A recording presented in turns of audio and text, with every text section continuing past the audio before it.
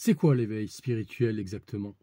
J'ai tenté de vous l'expliquer le plus simplement possible. Imaginez, vous êtes un enfant et vous entendez la chanson de Carlos, le Tireli-Pimpon. Mais qu'est-ce qu'elle t'a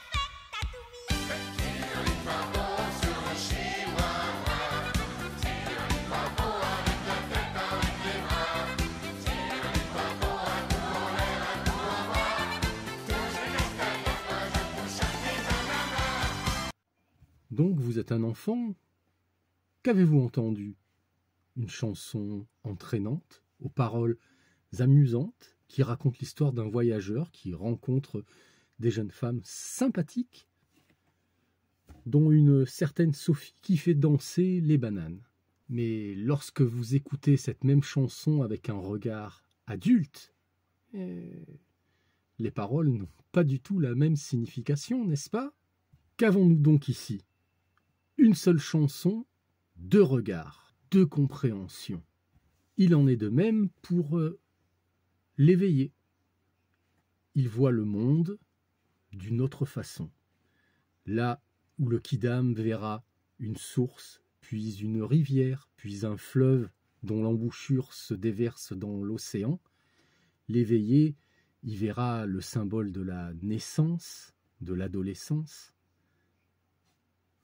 de l'âge adulte, de la vieillesse et de la mort, ce retour au vide primordial. Chaque élément de la nature raconte une histoire, son histoire et la nôtre, car au moment où l'éveil est atteint, tout devient un.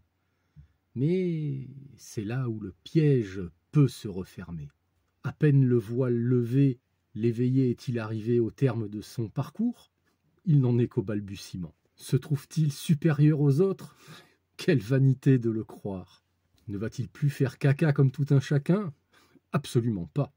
Comme toute source finira dans l'océan le moment venu, chacun vivra son éveil au moment adéquat. Alors, méfiez-vous des vendeurs d'éveil, ceux qui cherchent à vous vendre une méthode pour atteindre l'éveil à prix d'or. Aussi, ne recherchez pas l'éveil à tout prix. Lorsque vous serez prêt à l'accueillir, il viendra de lui-même. Et cela sera un cadeau, gracieux, pas un bien de consommation comme l'on achète un gadget à la mode.